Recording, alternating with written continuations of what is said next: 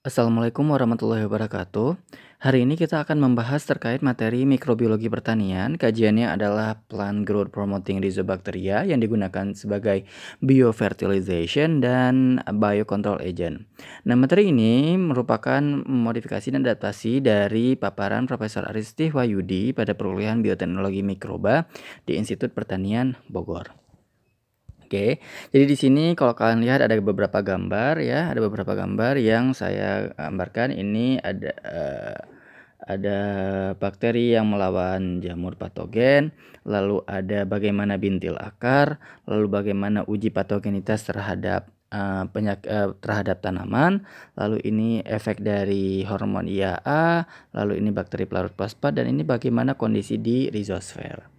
Oke, kita mulai ya dari pertemuan dari materi dari slide yang pertama ini terkait dengan bagaimana kita harus membedakan antara rhizosfer dengan rhizobacteria ya. Jadi kalau kalian lihat di sini adalah kalau rhizosfer itu adalah bagian dari tanah yang tipis yang kisarannya 1,1 sampai 5 mm yang menempel pada perakaran tanaman. Ya, itu dikatakan rhizosfer. Jadi di sini itu nanti ada tanah yang tebal di sini ya. Di sini nanti adalah namanya rhizosfer. Nah, ada satu kelompok mikroorganisme yang bisa hidup di tanah yang menempel di sekitaran perakaran tanaman tersebut. Ya, namanya rhizobacteria. Jadi rhizobacteria adalah bakteri kelompok mikroorganisme yang hidup pada daerah rhizosfer. Jadi jelas perbedaan antara rhizosfer dengan rhizobacteria. Nanti juga ada selain dari rhizosfer ada juga phylosfer gitu ya. Phylosfer yang dekat dengan daun ya, dengan udara gitu ya. Oke, jadi kita lihat ketika kita berbicara tentang mikrobiologi pertanian kaitannya dengan rhizosfer, maka nanti ada kaitannya dengan interaksi antara mikroba dengan tumbuhan. Oke, kita lihat di sini. Di sini ada namanya segitiga, ya. Jadi ada tanaman di sini, lalu ada bakteri. Ya, lalu ada bakteri. Sebentar.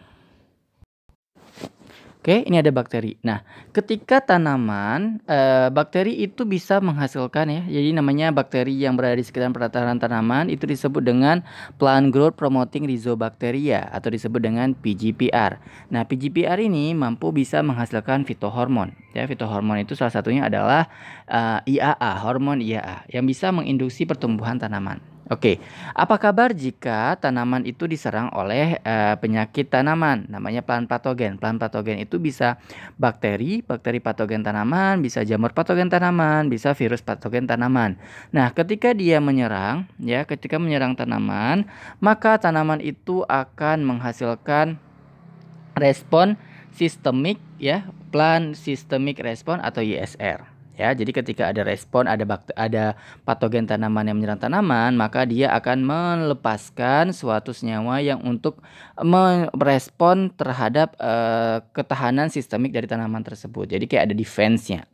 Lalu ketika dia diserang oleh diserang oleh plant patogen, maka tanaman tersebut akan menghasilkan namanya root exudat.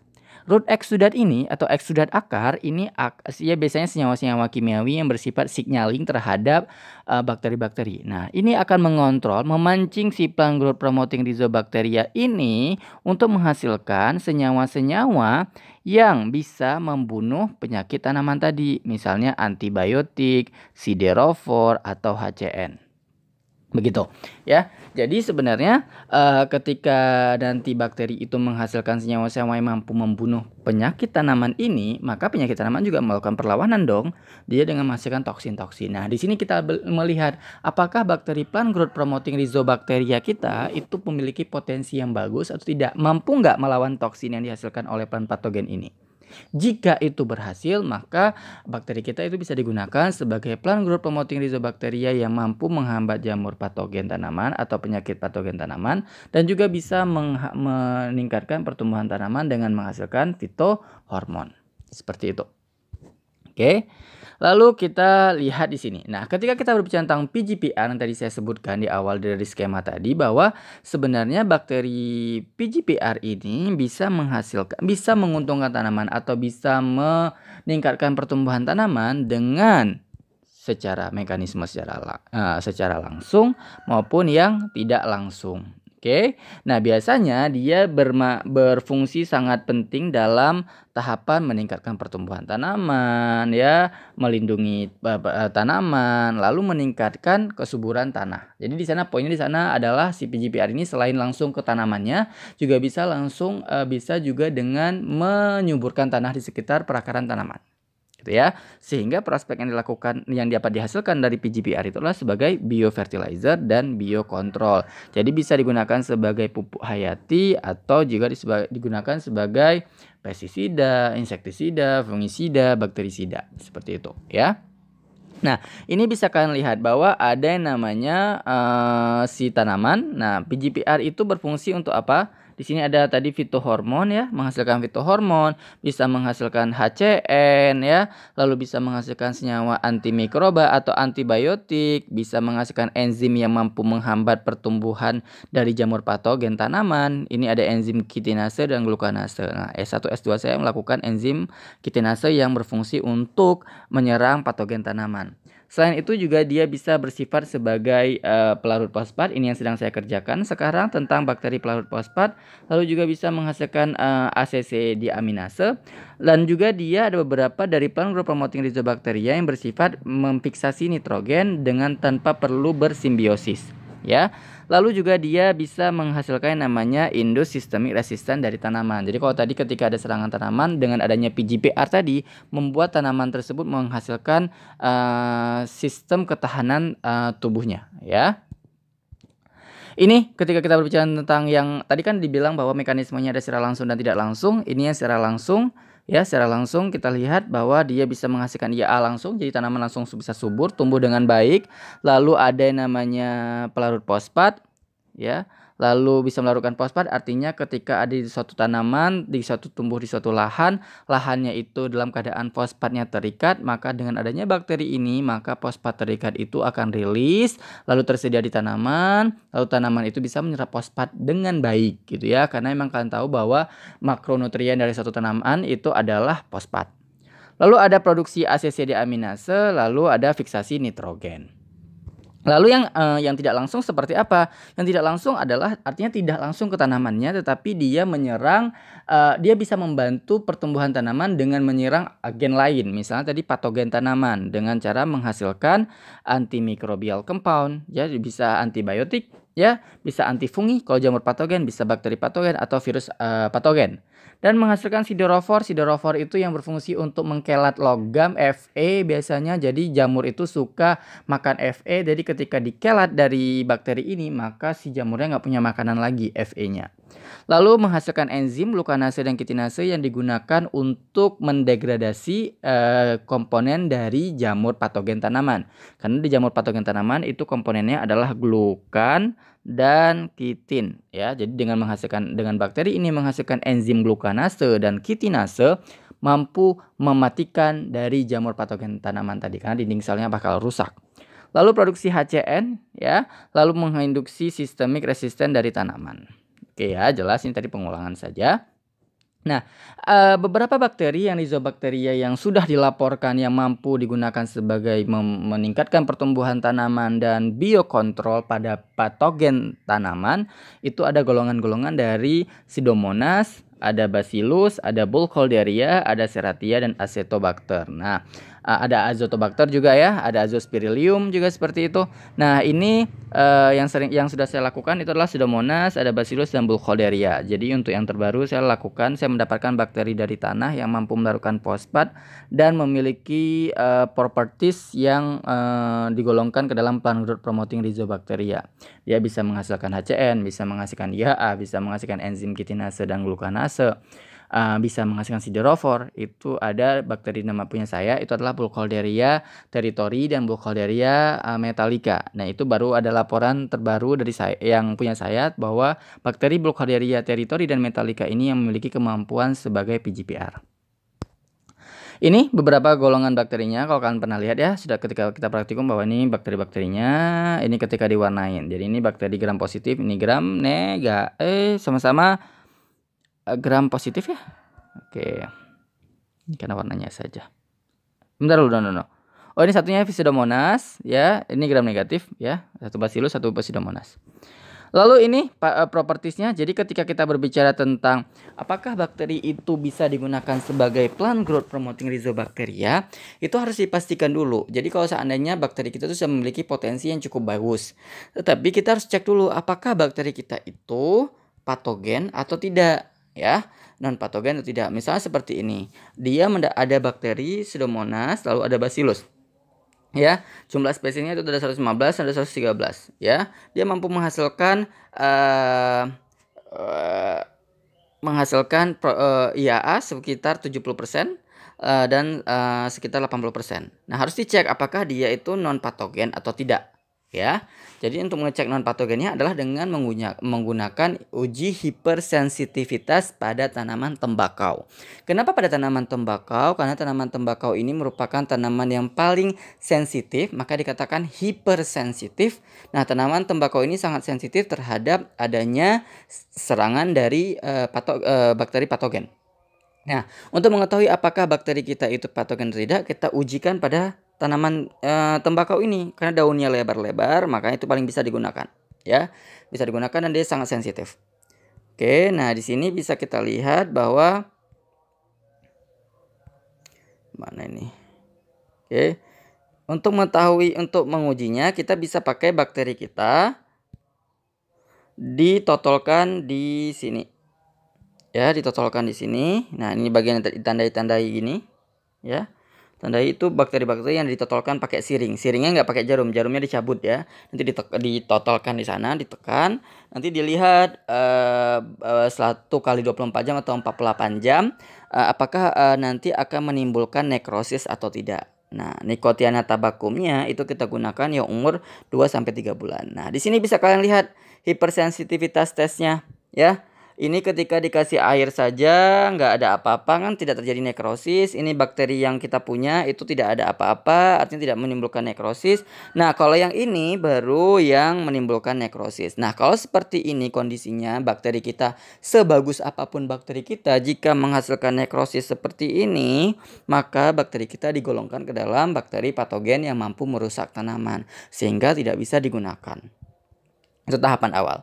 Nah, lalu kita berbicara terkait dengan yang namanya biosintesis IAA.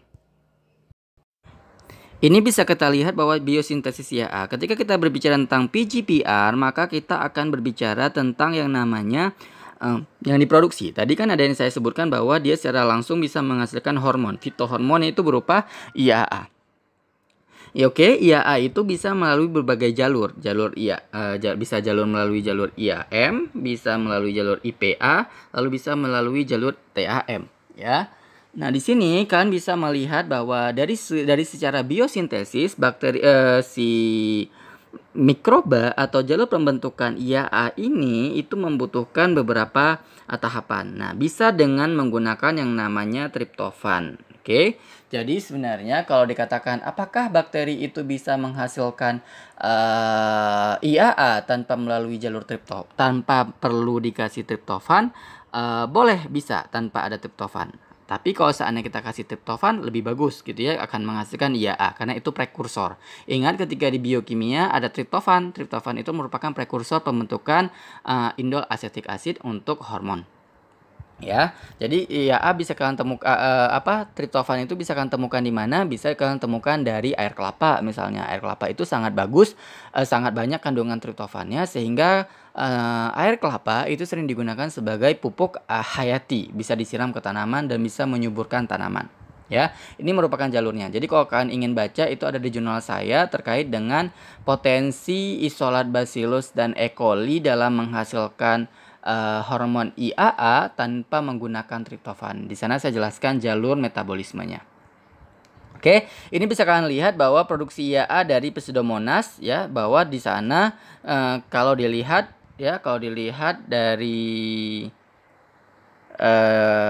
grafiknya itu dilihat bahwa perlahan-lahan naik itu produksinya. Pengamatan diamati setiap 4 jam.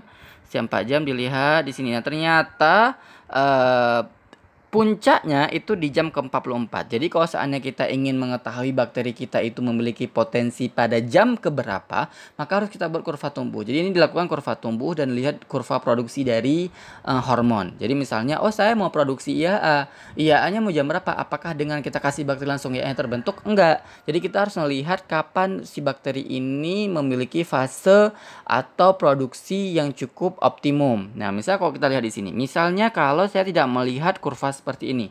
Saya mau ngasih bakteri, saya inkubasi bakteri saya cuma 20 jam. Lalu ketika 20 jam saya kasih ke tanaman. Ternyata IAA-nya itu cuma kisaran 20 ppm. Tapi kalau seandainya saya mengetahui karakteristiknya bahwa ternyata dia di 44 jam, dia bisa kita dapatkan 62 mungkin, 62 ppm dari si hormonnya. Jadi lebih bagus ketika kita mengecek kapan dia produksi optimum dari target yang mau kita capai. Ya, ini ketika Bacillus. Nah, Bacillus ini bisa kalian lihat di sini bahwa, nah ini bisa karena kalian belum praktikum kurva tumbuh. Di sini kita lihat bahwa ini adalah jumlah selnya, ya. Lalu si hormon IAA-nya itu yang warna merah. Jadi bisa kalian lihat bahwa hormon IAA-nya itu muncul pada maksimumnya itu pada saat apa? Pada saat fase stasioner. Ya, jadi seiring, ingat di sini ada fase dia logaritmik, ya, logaritmik di sini baru muncul. Lalu ketika stasioner itu muncul di sini puncaknya, ya. Jadi bahkan ketika udah mau masuk tahapan death dari si bakterinya. Jadi kalau dikatakan kapan si bakteri itu menghasilkan hormon IAA, bisa ketika fase logaritmik, puncaknya di fase stasioner, bahkan ketika menuju fase kematian. Oke, nah apakah bakteri akan sama seperti itu semua? Tidak. Jadi makanya kita harus melakukan tahapan yang namanya kurva tumbuh, ya, karakterisasi dari kurva tumbuh. Nah ini produksi IAA tadi dari spesiesnya, strainnya itu ada CRB, ada CRB4, ini kode dari isolat, ya. Jadi ketika CRB 100 itu nilainya 0,33, CRB4 0,46, CRB17 itu 16,02. Sedangkan Bacillus itu 0,30, 13,03, 80,82. Jadi kalau yang diambil di sini adalah untuk menseleksi mikroba kita, itu kita ambil yang paling tinggi, ya, yang paling tinggi yang tidak patogen. Jadi diambillah Pseudomonas CRB17 dan Bacillus CR4 karena komposisi jumlah ppm dari IAA yang dihasilkan itu sangat cukup tinggi. Oke, nah lalu untuk mengetahui bagaimana apakah bakteri kita itu bisa apakah bisa diujikan bisa menghasilkan meningkatkan pertumbuhan pada tanaman. Jadi dengan uji sederhana. Jadi bakteri kita itu kita tumbuhkan pada medium NB berarti medium cair. Lalu nanti kita ini kan bakteri kita tuh, misalnya bakteri tadi CR4 tuh yang paling potensi menghasilkan IAA. Lalu kita tumbuhkan di medium NB, lalu nanti suspensi bakterinya kan cairan tuh, kita teteskan pada biji kedelai. Nah, biji kedelainya itu yang sudah disterilkan permukaannya. Kita letakkan di cawan Petri biji kedelainya, lalu kan kita kasih bakterinya di biji tadi. Lalu kita amati selama 5 hari. Kita inkubasi, lalu kita lihat nanti, ya, apakah bagaimana panjang akar utamanya, akar primernya, akar lateralnya, sama akar-akar yang pendek-pendek itu, ya. Jadi nanti bisa diamati di sana. Jika nanti bakteri kedelai yang kita berikan bakteri itu tumbuh lebih baik dibandingkan yang tidak kita berikan bakteri, maka di situ kita bisa sudah mengkonfirmasi bakteri kita itu mampu meningkatkan pertumbuhan tanaman. Nah, dari sini kita kajinya melalui pertumbuhan dari akar. Oke, ini bisa kalian lihat bahwa ada pertumbuhan, ya. Jadi di sini ada kedelainya yang kontrol yang tidak diberikan bakteri, ini yang diberikan bakteri. Terlihat ya perbedaan signifikannya antara kontrol dengan yang diberi perlakuan. Ini yang dikasih dengan Bacillus, ya, ini yang dikasih dengan Pseudomonas. Oke, tadi kalau kita lihat Bacillus itu ternyata menghasilkan hormon IAA 80, ya, sedangkan Pseudomonas itu cuma 16. Tapi bisa kita lihat di sini bahwa si Pseudomonas itu juga cukup bagus, ya, walaupun cuma sedikit IAA-nya, sedangkan hampir mirip dengan Bacillus. Oke. Nah, itu salah satu pengujian yang sederhana yang bisa dilakukan ketika kita ingin mengetahui bakteri kita itu memiliki potensi atau tidak. Oke, nah ini ketika kita berbicara tentang mekanisme bagaimana si bakteri itu bisa mempromot meningkatkan pertumbuhan tanaman, ya. Tapi di sini lebih fokus bagaimana auksin bisa membuat tanaman itu bisa memanjang, ya. Pada dasarnya ini saya akan membahas terkait dengan bagaimana metabolisme, bagaimana interaksi di dalam sel. Karena prinsipnya auksin itu berfungsi untuk menstimulus, ya, menstimulus protein, ya, di dalam sel, ya, sehingga meningkatkan apa? Meningkatkan pompa hidrogen, ya, ion pompa hidrogen ke dalam dinding sel, ya, sehingga menyebabkan pH di dalam sel itu menjadi rendah. Oke, dalam sel menjadi rendah. Karena adanya pH yang rendah sehingga mengaktifkan enzim, ya, mengaktifkan enzim yang menyebabkan pemisahan molekul dari sel. Jadi kan di dalam dinding sel itu kan ada selulosa, ya, ada selulosa. Ketika ada aktivitas dari enzim ini membuat itu menjadi lebih besar di sana, membesar, ya. Sehingga artinya sel itu membengkak, menggembung, swell, ya, membengkak dengan adanya air. Masuklah air di sana. Lalu dia nanti memanjang, lalu nanti dia akan mampu mengambil air secara osmosis. Oke, nah setelah dia nanti memanjang dan membesar itu, lalu maka dia kan bisa mengambil air tuh, bisa mengambil air, lalu si sel itu akan tumbuh, lalu dia akan mensintesis lebih banyak komponen-komponen pada dinding sel dan sitoplasma. Ingat bahwa sel itu ketika dia ingin tumbuh maka dia akan berfungsi untuk pertukaran molekul ion-ion yang dibawa oleh air. Jadi ketika sel itu menggembung menyerap air lebih banyak, maka komponen dari dinding sel itu akan menjadi lebih banyak sehingga pertumbuhannya menjadi lebih bagus. Konsepnya sebenarnya sederhana seperti itu. Ini bisa kalian lihat di sini, ya, bahwa nanti ketika ada namanya si enzim tadi aktif, ya, ketika ada enzim aktif maka nanti dia akan membuat banyak komposisi air menebal di sini. Yang pertama seperti ini, jadi menebal, jadi airnya jadi banyak sehingga bisa terjadi perkecambahan dan pertumbuhan akar. Lalu ini ketika dilihat Pseudomonas 14 isolat, dia bisa menumbuhkan akar utama, ya, akar utama. Lalu pepanjangan dari jaringan, ya, dari jaringannya. Maaf ya, saya ini di kosan jadi banyak hewan-hewan yang ayam, anjing, ya. Ini tidak ada pertumbuhan dari akar samping, ya. Jadi nanti bisa lihat parameter-parameter seperti ini. Ya, itu di Visum kan pelajari kan bahwa untuk melihat parameter pertumbuhan tanaman bisa dilihat dari akar utama, akar primer, akar lateral, akar sekunder, bulu-bulu akar, ya. Lalu misalnya nanti kalau untuk tumbuh tanaman itu tinggi tanaman, jumlah daun, lebar daun, ya, jumlah stomata. Nah, itu bisa diamati di sana. Itu untuk melihat apakah bakteri kita memiliki kemampuan growth promotion. Nah, ini tadi ketika kita berbicara tentang apakah bakteri kita itu memiliki properties yang untuk plant growth promoting rhizobacteria. Kalau tadi saya sudah sebutkan IAA, ini saya akan juga menyebutkan kelengkapan-kelengkapan lain sehingga bakteri tersebut dikatakan sebagai PGPR. Yang pertama, dia harus memiliki yang namanya siderofor. Siderofor itu yang mengkelet logam. Nah, di sini bisa diuji pada medium cas agar medium, ya, cas agar medium, chrome azurol agar medium. Di sini nanti kita menggunakan azurol di sana, chrome. Nanti kelihatan tuh yang menghasilkan siderofor itu nanti berwarna seperti ini. Ya, lalu ini Picopskaya, medium Picopskaya untuk mengetahui apakah bakteri kita itu bisa melarutkan fosfat atau tidak. Nanti di medium putih ini, diberikan fosfat. Lalu nanti terlihat di sini kan ada zona-zona bening, ya, zona-zona bersih. Nah, itu artinya menandakan bahwa bakteri tersebut mampu melarutkan fosfat karena ada fosfat di dalam medium tersebut sehingga bening di sana. Jadi fosfatnya dimakan oleh bakteri tersebut. Lalu ada konsep yang sama dengan menggunakan medium kitin, ya, medium kitin ini saya lakukan ketika S1 dan S2. Ini untuk melihat apakah bakteri kita bisa menghasilkan enzim kitinase atau tidak. Nah, di medium ini nanti sudah ditambahkan yang putih-putih ini dengan kitin.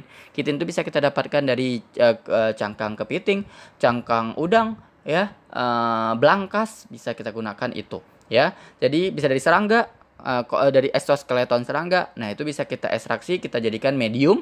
Nah, untuk ketika bakteri yang bisa menghasilkan enzim kitinase itu akan menghasilkan zona bening seperti ini, ya. Jadi bersih di sana. Oke. Nah, ini ketika kita lihat ini Bacillus, ini Pseudomonas jadi warna hijau-hijau seperti ini Pseudomonas ya, ini ketika dikitin. Kalau kita lihat bahwa Bacillus memang lebih dominan di sini ya, bahwa dia bisa dengan jelas itu kelihatan perbedaan dibandingkan dengan Pseudomonas.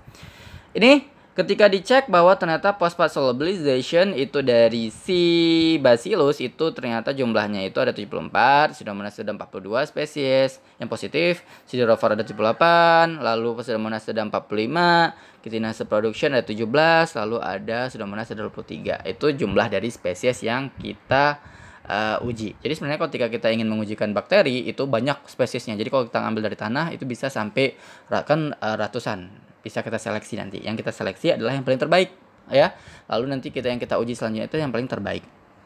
Nah, kalau tadi yang secara dengan phosphate solubilization, lalu ada siderophore ya, lalu ada chitinase. Nah, ini kita lanjut ke bagaimana kita ingin mengetahui apakah bakteri kita itu bisa mampu sebagai biocontrol agent. Biocontrol agent itu adalah mampu melawan penyakit-penyakit tanaman. Bisa dari jamur, bisa dari bakteri, bisa dari virus. Nah, yang saya contohkan sekarang itu adalah dari fungi patogen tanaman. Nah, ini bisa kalian lihat ini adalah jamur patogen tanamannya, ini bakterinya. Oke. Nah, ini diuji dari Pseudomonas diuji dengan jamur. Nah, kalian lihat di sini. Jika jamurnya itu nggak bisa jalan, ini kan melengkung di sini, patah di sini, ya, melengkung ya. Artinya bakteri itu bisa menghalau jamur tersebut. Ya, jadi bakteri ini mampu menghalau jamur tersebut. Karena kalau normalnya kalau tidak dikasih bakteri maka jamur itu akan tumbuh seluruh petri bulat seperti ini, tidak melengkung seperti ini, ya. Oke, jelas ya. Di sini bisa ketika di Bacillus, ini jamurnya jamur Fusarium, ini jamurnya Sclerotrium rofsi, ini adalah Rhizoctonia solani. Ini sering menyerang pada tanaman Solanaceae, cabai, tomat, kentang-kentangan gitu ya.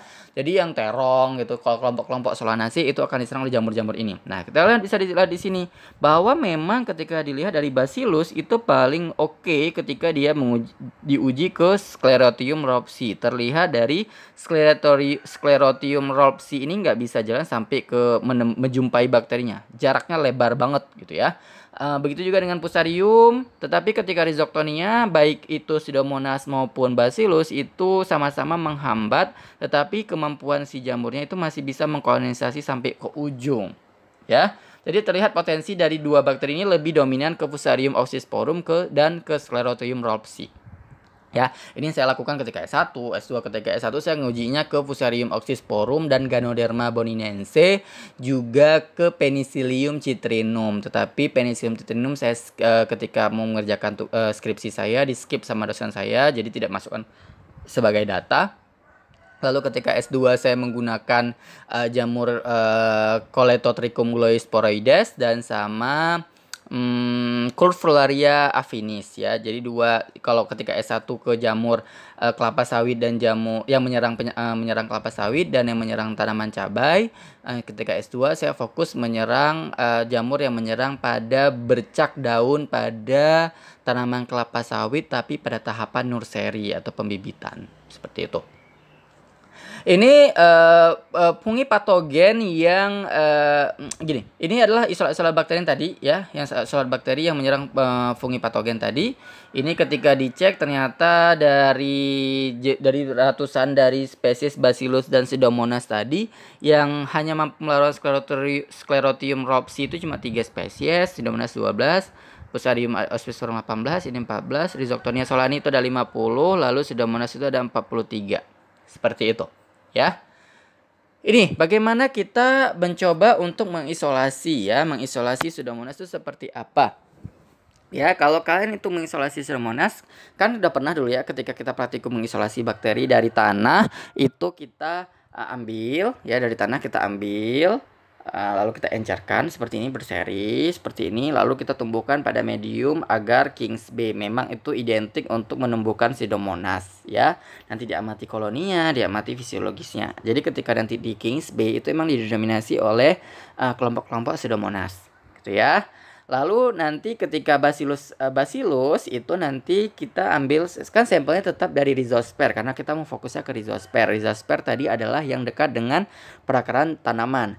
Nanti kita ambil bakterinya, lalu tapi kita panaskan dulu ya, panaskan dulu selama 10 menit pada suhu 80 derajat Celcius dengan asumsi bahwa yang akan tumbuh di sana adalah bacillus. Kenapa seperti itu? Karena bacillus itu bisa menghasilkan endospora. Nah, ketika dipanaskan maka yang bakteri-bakteri lain yang di sampel tadi itu akan mati. Nah, yang bisa menghasilkan endospora saja yang bisa hidup di sana. Sehingga secara alami kita sudah menseleksi bakteri-bakteri lain sehingga yang tumbuh di sana itu hanyalah kelompok-kelompok bakteri yang bisa menghasilkan endospora. Yang notabene itu adalah kebanyakan dari kelompok bacillus. Ya, lalu nanti kita buat pengenceran serial, nanti kita tumbuhkan di medium agar nutrien brood. Oke, ayam itu berkokok terus dari tadi, apa perlu saya cincang? Saya sembelih. Ya, ini adalah nanti akan tumbuh adalah Bacillus sp, gitu ya. Ini udah pernah kita lakukan ya, udah pernah kita lakukan. Nah, lalu untuk mengetahui gimana sih bakteri kita yang tadi tumbuh di medium King's B tadi menghasilkan IAA atau enggak, jadi nanti bakteri kita itu kita tumbuhkan pada medium NB ya. Ketika kita tumbuhkan di medium NB atau King's B lagi, lalu nanti di medium tersebut, di medium NB itu kita tambahkan namanya tadi L-tryptophan. Ingat, L-tryptophan itu adalah prekursor untuk memancing bakteri kita bisa menghasilkan IAA. Ingat, IAA tadi dirangsang oleh adanya tryptophan. Ya, jadi ketika kita kasih tryptophan, maka bakteri itu akan terangsang untuk menghasilkan yang namanya IAA. Lalu kita shaker selama 48 jam. Kita shaker itu yang saya lakukan yang gojrok yang di samping kulkas itu. Lalu kita sentrifugasi dengan menggunakan kecepatan 10.000 gravitasi selama 10 menit. Lalu nanti terlepas ada endapan. Endapan itu adalah sel bakterinya. Lalu ada yang cairan itu disebut dengan supernatan. Nah, supernatan itu dicampur dengan reagen Salkowski. Nanti itu bisa kita buat sendiri reagen Salkowski itu. Lalu nanti kita inkubasi ya, kita inkubasi di suhu ruang. Biasanya kita masukkan ke ruang gelap karena dari IAA itu ingat ada di situ indol. Indol itu cincin. Cincin itu yang akan terbentuk pada suhu pada ruang gelap ya, karena dia sensitif dengan cahaya. Jadi setelah kita campurkan supernatan itu dengan reagen Salkowski, lalu kita inkubasi di suhu ruang, agak kita tutup di tempat gelap, lalu kita amati dengan menggunakan spektrofotometer. Absorbansinya pada panjang gelombang 520 nanometer. Lalu nanti kita lihat konsentrasi IAA-nya perbandingan dengan kurva standar. Jadi ini saya jelaskan bagaimana prosedur yang terjadi ketika kita ingin mengukur IAA. Makanya kenapa tadi bisa ada konsentrasi yang 80 ppm, 16 ppm ya, karena seperti ini. Gimana tadi bisa mendapatkan kurva tumbuh? Ya karena dengan kita ukur dengan perbandingan kurva standar, kita ukur dengan absorbansi, kita lihat pengamatannya setiap 4 jam atau 2 jam atau 3 jam atau 6 jam. Jadi ini dilakukan misalnya kalau pengamatannya 72 jam selama per 4 jam, maka ini diambil setiap 4 jam diamati kurvanya. Ya, jelas ya? Nah, seperti itu dilakukan semuanya ketika di mikrobiologi ya. Jadi kalau kamu merasa tertantang untuk melakukan yang seperti ini, menciptakan pupuk-pupuk baru, pupuk hayati dari bakteri atau atau vaksin atau apapun lah itu yang berhubungan dengan mikroorganisme, kita akan melakukan tahapan-tahapan seperti ini ya. Jadi apakah harus butuh pintar? Enggak juga, tetapi butuh belajar dan butuh kegigihan dan teliti saja, dan men-spare waktu untuk melakukan tahapan-tahapan seperti ini ya. Nah, lalu kita sudah berbicara tentang IAA, lalu kita berbicara tentang yang namanya fiksasi nitrogen. Tadi kita sudah belajar tentang IAA, kita sudah belajar tentang bagaimana phosphate solubilizing bacteria, siderophore, kitinase, lalu ada apa tadi barusan, bagaimana kita mengisolasi bakterinya, bagaimana kita menguji IAA. Nah, sekarang saya akan menjelaskan terkait dengan fiksasi nitrogen. Nah, biasanya kan kalian tahu itu adalah fiksasi nitrogen itu yang bersimbiosis kan. Misalnya rhizobium pada akar kacang-kacangan membentuk bintil akar sehingga dia memfiksasi nitrogen.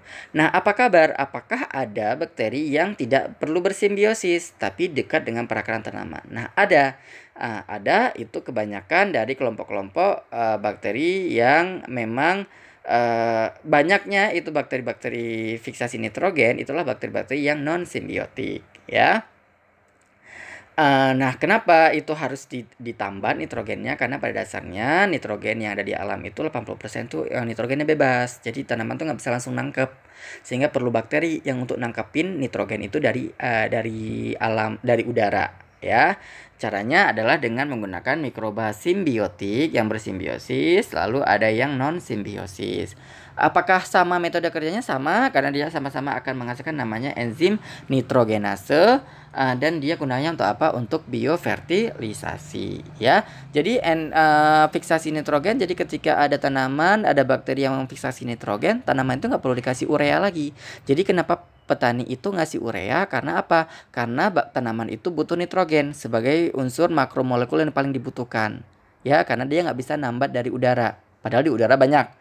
Nah, tapi dengan adanya bakteri yang bisa nambat nitrogen, nggak perlu kasih lagi pupuk urea. Bahan kimia nggak perlu dikasih lagi. Jadi tanah itu jadi lebih subur, jadi lebih sehat, dan tidak ada pengendapan bahan-bahan kimia atau residu bahan-bahan kimia. Ini ketika kita berbicara tentang nitrogen, ya, ada di udara, lalu bisa difiksasi oleh siapa? Oleh bakteri-bakteri simbiotik dan non simbiotik. Nanti dikonvert jadi apa? Jadi NH3. NH3 dikonvert jadi apa lagi nanti? Jadi asam amino. Asam amino digunakan untuk apa? Digunakan untuk aktivitas sel di tanaman, ya. Aktivitas sel dari tanaman nanti juga bisa menghasilkan karbohidrat, nanti ujung-ujungnya ke glikolisis, gitu ya. Jadi bakteri-bakteri itu dengan menambah nitrogen bisa mengambil nitrogen dari alam, lalu bisa dijadikan sebagai sumber asam amino, ya.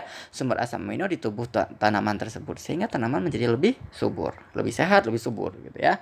Ini berbagai jenis bakteri memfiksasi nitrogen. Kalau kalian dilihat di sini ada yang ini yang bebas, yang atas yang bebas, yang hidup bebas, yang aerob, sedangkan yang bawah itu adalah yang anaerob. Jadi sebanyak tuh, ada Azotobacter, ada Azomonas, Klebsiella, Bergeringia, Bacillus polymixa, Mycobacterium, Azospirillum, Citrobacter, Acetobacter, Methylomonas, Methylococcus, Cyanobacteria, Alkaligen, Thiobacillus. Nah, Thiobacillus kan yang disebutkan oleh Bu Reni kan minggu lalu terkait dengan dia bisa melakukan bioremediasi di lahan tambang emas. Dia juga bisa melakukan yang namanya menambah nitrogen, bisa dijadikan sebagai pupuk tanaman. Ada Streptomyces, ada banyak ya. Ya, sedangkan yang simbiosis itu kalau sudah kan tahu ya, dari SD juga dijelaskan yang bersimbiosis dengan legum-leguman, tanaman legum, ya, Rhizobium, Bradyrhizobium, Sinorhizobium, Azorhizobium. Ada yang tidak bersimbiosis dengan tanaman, jadi dia bersimbiosis dengan tanaman selain kacang-kacangan. Ada Alnus, ada Merica, ada Cyanotus, ada Comptonia, ada Quasarnia yang dengan genus Frankia, ya. Jadi tanaman-tanaman yang bersimbiosis dengan Frankia actinomyces. Jadi tanaman-tanamannya ini. Oke. Jadi banyak bakteri-bakterinya. Jadi kalau dikatakan Pak, bakteri-bakteri yang menguntungkan yang mana aja? Nah, ini salah satunya, paling banyak tuh. Kalau kalian sebutkan bakteri-bakteri yang merugikan, ya tinggal sebut aja, sangat sedikit kan, tidak terlalu banyak. Kalau disebutkan bakteri-bakteri yang berpotensi menguntungkan, ini dari segi pertanian saja udah sebanyak ini. Baru memfiksasi nitrogen, belum yang menghasilkan enzim kitinase glukanase, belum yang menghasilkan IAA, belum yang menghasilkan siderofor, sangat banyak, gitu ya. Jadi kalau seorang biologi, orang mikrobiologi lebih fokus mengatakan bahwa dari total populasi bakteri, 1% total populasi yang ditemukan. Jadi dari seluruh total bakteri di muka bumi baru 1% yang ditemukan, dan itu dari ribuan jumlahnya. Dan itu kalau kita bilang hanya beberapa persen yang menyebabkan penyakit. Selebihnya itu sangat menguntungkan, ya, baik dari industri, makanan, lingkungan, kesehatan, menghasilkan energi, ya, apalagi udah menghasilkan energi kan banyak tuh ya, bisa untuk apa-apa aja, ya. Ini bagaimana ketika dia si bakteri di ini yang di nodul, ya, yang di bintil akar, dia memfiksasi nitrogen. Jadi ketika dia melakukan fotosintesis, ada gula yang masuk, ada bahan organik nanti masuk ke dalam selnya. Ini kan tahapan apa? Tahapan siklus Krebs, ya. Ketika siklus Krebs nanti akan muncul yang namanya bla bla bla bla, ya, siklus Krebs. Nanti akan menghasilkan ATP, nanti ada enzim nitrogenase di sini akan menghasilkan asam amino. Asam amino nanti ketika proses sebelum terbentuk asam amino itu ada NH3. NH3 itu disebut juga dengan urea, ya, yang untuk ditempatkan di tanaman, ya. Ini ada lack hemoglobin juga. Ya, jadi kalau dikatakan makanya tanaman itu kalau orang yang rematik tidak boleh banyak makan kacang-kacangan, tidak boleh banyak makan daun-daunan hijau karena dalam proses dalam memfiksasi nitrogen itu akan menghasilkan yang namanya asam urat. Ya, asam urat ini akan dihasilkan sehingga menumpuk ya di kacang-kacangan. Gitu, ya.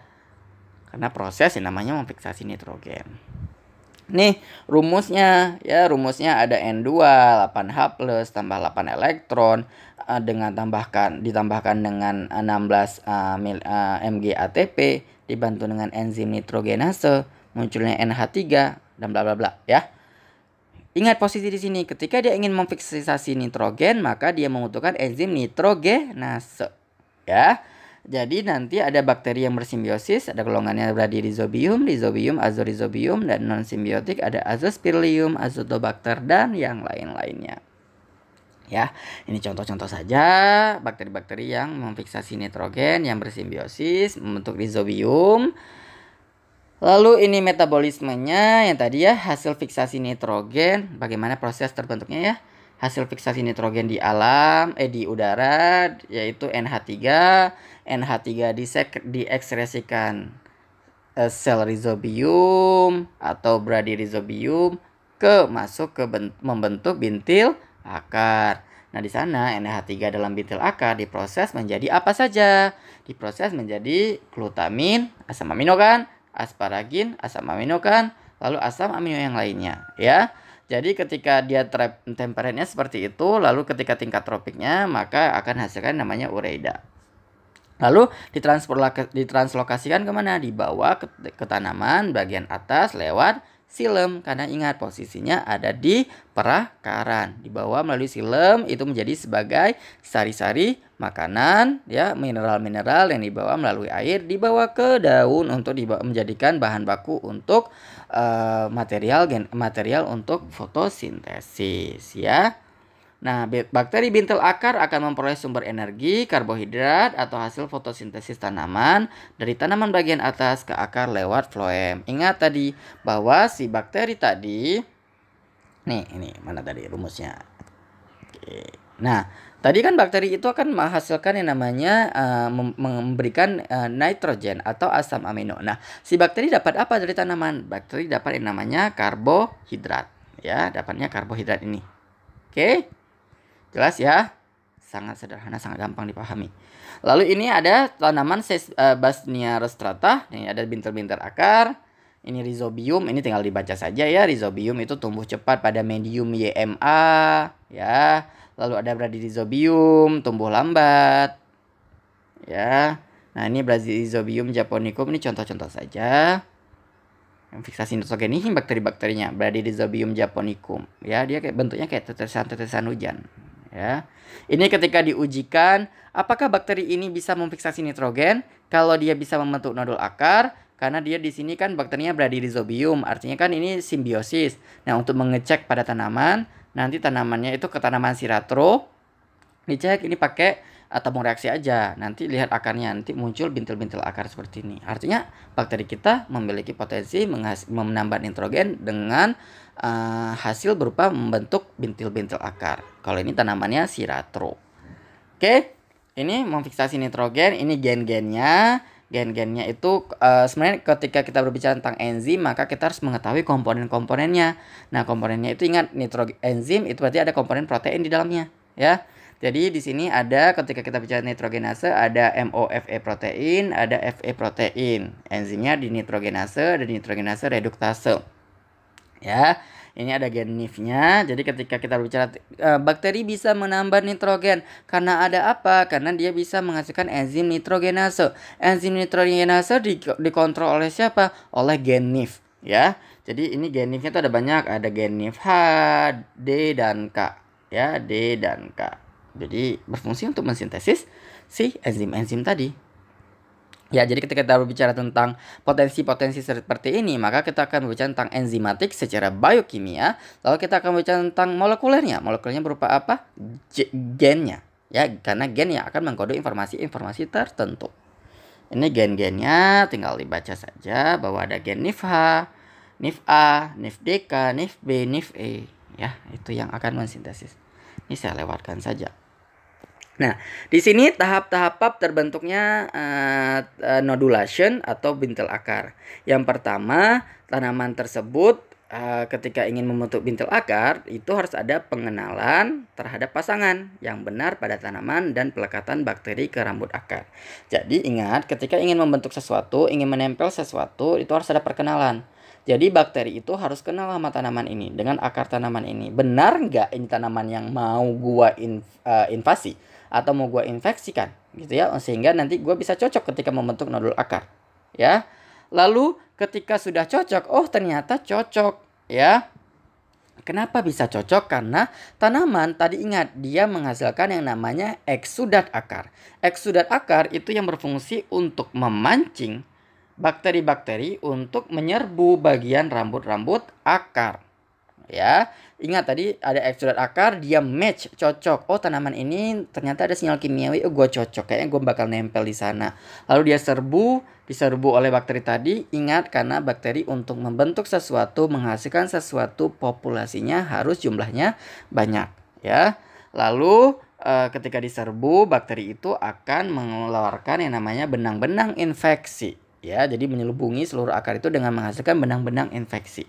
Nah, lalu bakteri itu, perjalanan bakteri masuk ke akar melalui benang infeksi yang sudah dibentuk. Lalu, ketika sudah masuk ke dalam akar, maka bakteri tersebut akan membentuk yang namanya bakteroid.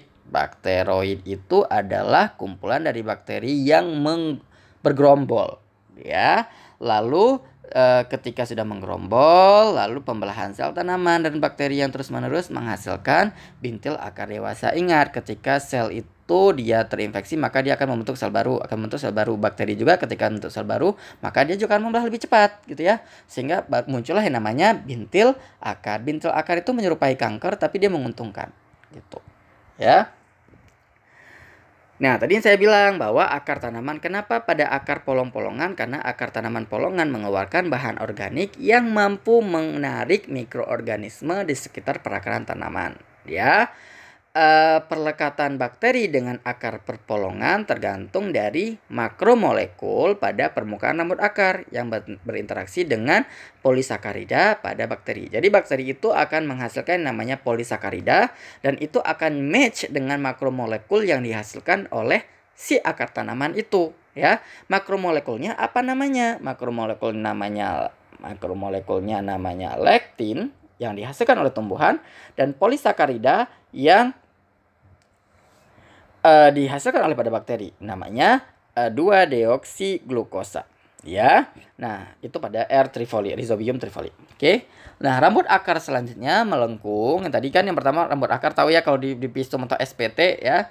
Melengkung, lalu bakteri masuk membentuk benang infeksi, sel-sel yang berdekatan menjadi terinfeksi bakteri, ya.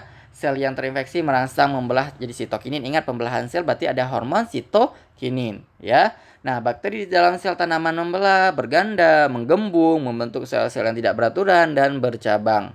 Namanya bakterioid tadi yang saya bilang tadi, baru berkumpul. Heboh dia di sana.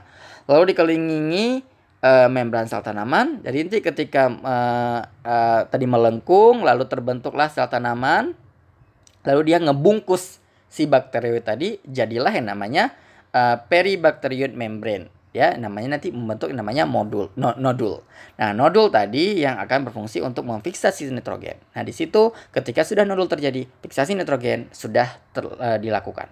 Gitu ya. Ini di sini bisa kalian lihat sendiri, ya. Nih, di zoom dulu. Mana tadi? Oke, ini ada senyawanya, akar tanaman, jadi bakteri akan menempel, cocok. Lalu nanti ini tadi yang namanya melengkung, ya. Melengkung, lalu bakteri itu masuk, bakteri itu masuk, ya, masuk melalui bakteri masuk menginvasi melalui ini benang-benang infeksi tadi, ya, benang-benang infeksi tadi. Nah, ketika sudah masuk, lalu nanti dia ini di bagian ini akan melengkung seperti ini, jadi deh nodul-nodulnya, ya. Seperti itu. Oke. Ini ketika digunakan untuk apa? Ya ujung-ujungnya adalah untuk apa? Untuk biofertilizer, karena memang fokus dari pertemuan kita hari ini tentang biofertilizer, lalu untuk produksi inokulan dan untuk tanaman legum, lalu inokulan pada tanah marginal, tanah yang sudah tidak optimal, maka ketika diberikan bakteri-bakteri seperti ini, maka dia akan menjadi kembali subur. Lalu juga bisa digunakan sebagai bioremediasi karena dia bisa mengakumulasi logam berat, contohnya kayak Thiobacillus gitu ya. Nah, kalau tadi ini tentang biofertilizer, tadi bioprotektan dengan jamur patogen tanaman atau dengan siderofor. Jadi pertemuan tentang mikrobiologi pertanian ini hanya sedikit dari mikrobiologi pertanian ya. Jadi kalau dikatakan garis besarnya seperti ini, jadi bakteri itu bisa meningkatkan pertumbuhan tanaman dengan menghasilkan berbagai komponen. Tidak hanya satu komponen tapi berbagai macam komponen. Oke, pertemuan hari ini sampai di sini saja. Saya akhiri. Assalamualaikum warahmatullahi wabarakatuh.